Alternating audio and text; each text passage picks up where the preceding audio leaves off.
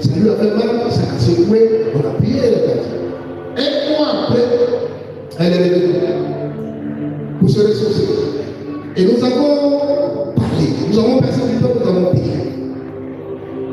Et au moment où on priait, le Seigneur me faisait couler de larmes. J'ai demandé au Seigneur, mais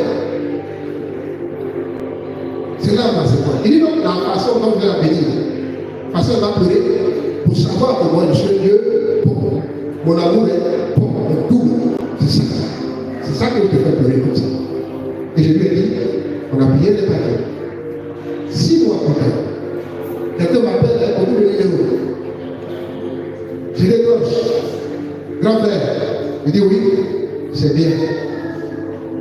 Mais tu m'appelles tout. Elle dit, laisse à faire, mais tu m'appelles tout. Pourquoi tu ne m'as pas dit que ton Dieu est bon comme ça? Paix et joie. J'ai dit, mais c'est ce que je t'ai dit. Elle dit, non. Je t'appelle des États-Unis. Quand on s'est quitté, une semaine après, j'ai ma soeur qui est aux États-Unis depuis 15 ans. Elle m'a appelé parce qu'elle voulait que quelqu'un gère son salon de coiffure aux États-Unis. Donc je suis coiffé. En moins de 2 mois, elle a fait les papiers. Et depuis lors, c'est pour ça que je ne l'appelle pas. Mais ça fait maintenant 4 mois, 6 mois que je suis aux États-Unis. Mais ce n'est pas tout. Je suis arrivé, c'est comme si Dieu m'attendait ici. Les choses ont été tellement faciles pour moi. Ce que ma soeur n'a pas eu en 5 ans, Dieu m'a donné ça à moins d'1 an. J'ai compris que ce Dieu-là, c'était Dieu chez lui. Là-bas, Dieu m'a mis sur sa route, elle voyait une aime fort avec qui elle n'avait pas encore d'enfant, elle fera des jumeaux.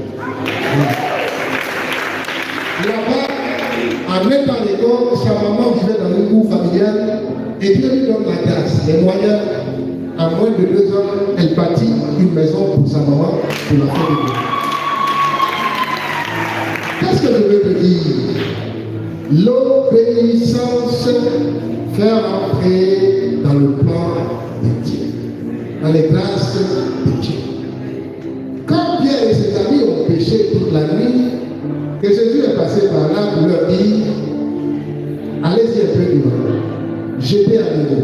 Pierre avait la possibilité de dire, on a péché toute la nuit, et donc on ne jetait pas de filet. Mais il a obéi, et parce qu'il a obéi, ce jour-là, pêche miraculeuse.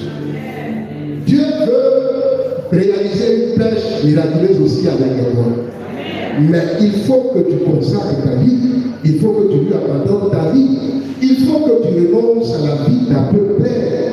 Non, comme j'ai vu les autres avoir un pied dedans, un pied dehors, moi aussi, je vais me dire, non, vous n'êtes pas la même chose. Vous n'avez pas le même appel. Dieu a un appel particulier sur ta vie. Et tu ne vas pas être dans l'homme et mourir de soif. Tu ne vas pas avoir Jésus-Christ comme Seigneur et Sauveur, et tu n'as pas une vie qui ne donne pas envie de vivre. Pourquoi?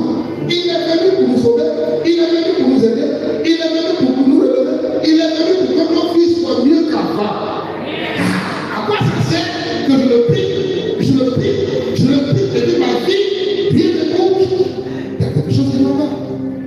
Il est venu pour que ma vie soit mieux qu'avant. C'est comme moi qui dis, c'est simplement. Dieu a tant aimé le monde qu'il a donné son fils, afin que c'est vous et moi, nous soyons sauvés. Dans sauver, nous soyons guéris, nous soyons transformés, nous soyons élevés, nos vies soient impactées. Il dit dans sa parole, si vous mettez la bonne obéissance, si vous mettez la bonne foi dans ce que Dieu dit, les meilleures productions de ce pays, c'est pour vous. Les meilleures opportunités, c'est pour elle. Comment ça dit, Seigneur? Tu mets la tête sur moi. C'est pour toi. C'est pour toi. Seigneur, les meilleures opportunités, c'est pour toi. Les meilleures bénédictions, c'est pour moi. À cause de ton amour sur ma vie, à cause de ta fidélité sur ma vie, je comprends que tu es un Dieu fort, un Dieu puissant, un Dieu vivant. Seigneur, tes projets sur ma vie